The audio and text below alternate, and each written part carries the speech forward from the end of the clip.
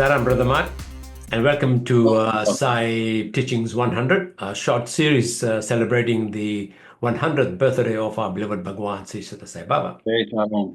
Very In this series, Mark, we are honored to share Swami's teachings of unconditional love as expressed through the experiences and reflections of his devotees. Today, we are truly blessed to hear from Brother Mark, a devoted follower of Swami from Auckland. Brother Mark has been following Swami's teachings for many, many years and has chosen to speak on the inspiring topic of bhajan, a theme that deeply resonates with so many of us in this spiritual path. Before we begin, Mark, could you share a little bit about yourself, perhaps a cherished memory of Swami that has touched your heart?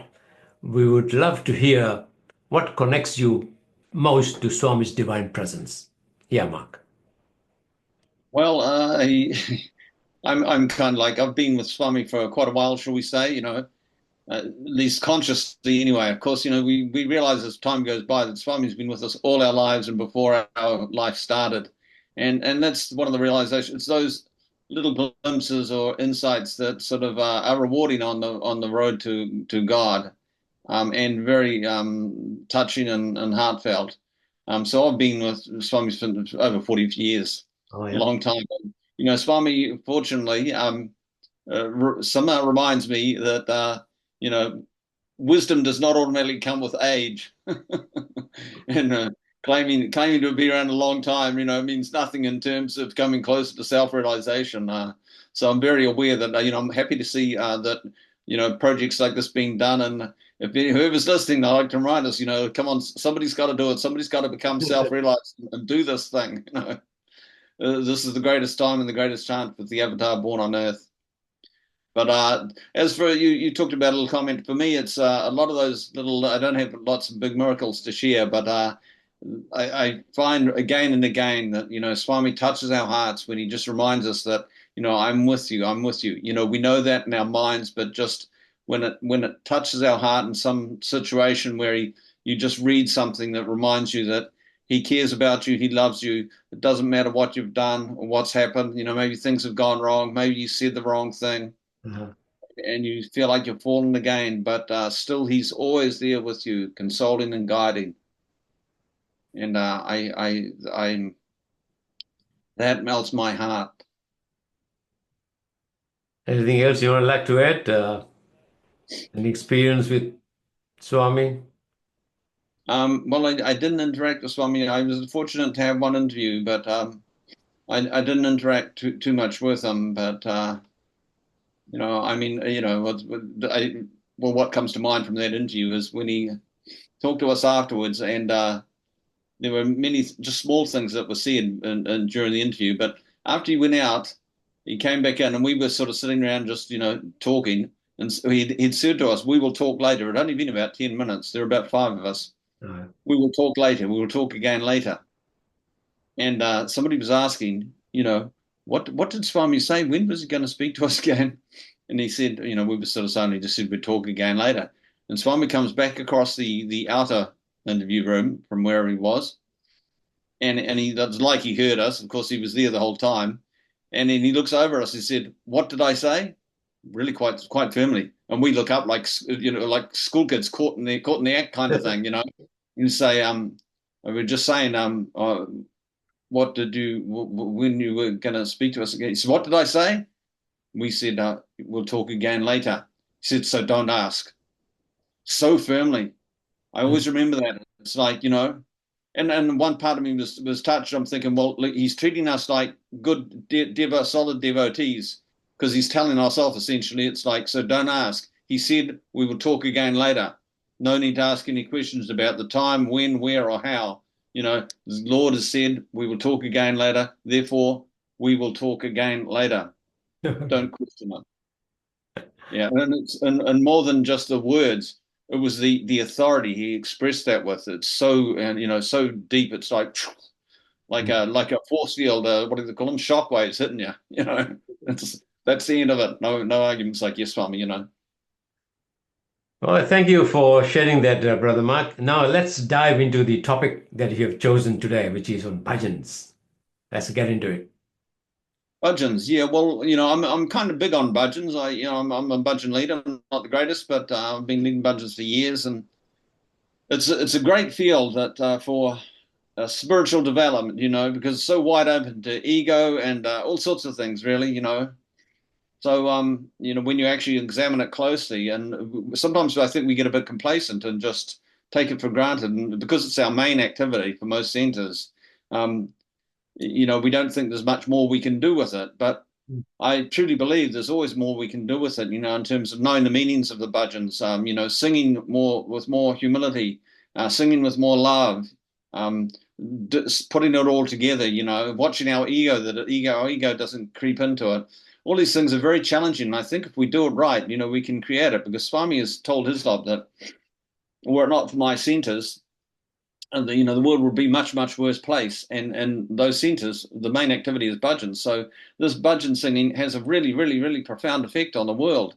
Even though we might not witness the change or see it, we can't see what's happening, but God, we have to trust in Swami that he's doing his thing.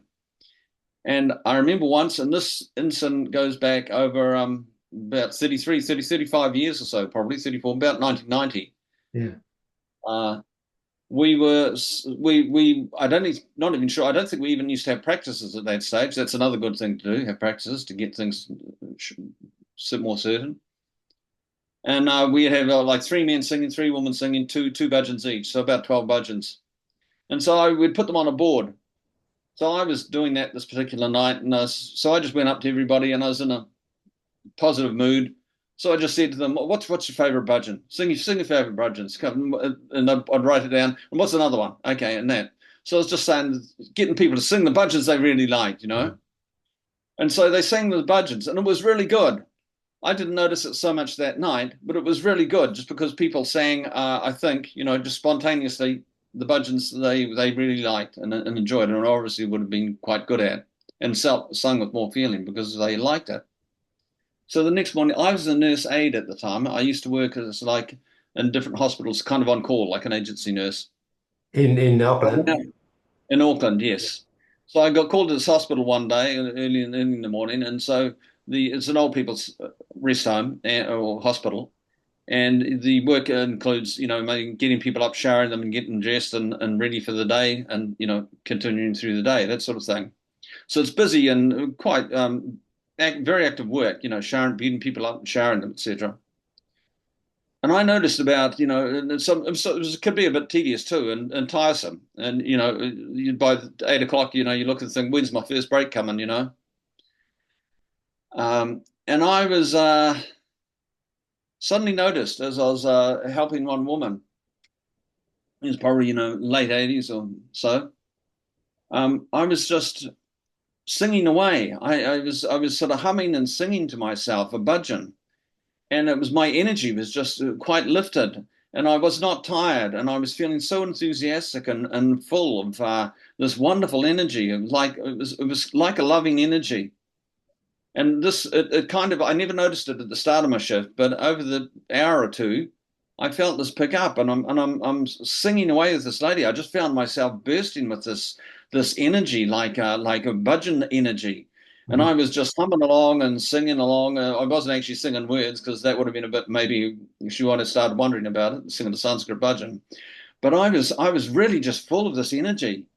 And she said to me, she said, "Oh, you're in a good mood this morning." I said, "Yeah, I am actually, to be honest." And I've helped her and finished her, and it was just like coming out of me. And the whole morning continued like that for another couple of hours, and I couldn't believe. And I was not tired. I was really energetic. And then eventually it sort of faded. But I always remembered what a difference that energy made was. And then the thing is, about a week or two later, I came back into that hospital, called there again. This woman is in the main entrance there with her daughter. And she sees me come in from across the room, and she calls out in a loud voice, "That's him. That's the man. He's the one I was telling you about." And I, said hello, and basically we never even got into talking about it. I just sort of said hello and say, "Oh yeah, we had a good morning," or something like that. But it suddenly dawned on me, this woman had been so touched by that energy itself when I was helping her. She'd been so touched that she was actually very touched that 2 weeks later she's calling out, "That's the man." It's like someone had come in and touched her on the head, like an angel had visited her or something and touched her. And I always remember that. And I've never experienced that since. That the energy of this bhajan, because people just were saying, I said, just sing a bhajan you love. So they sang a bhajan they love. It was just more spontaneous. It was more feeling because they all sang, and I said that to all of them, and I got them all doing it, and it created such an energy in me. Now I don't know if anybody else picked up that sort of energy, but somehow the next morning, whatever I did the night before, that energy really got enhanced and increased, and it filled me with love, and it filled that lady with love in a major way.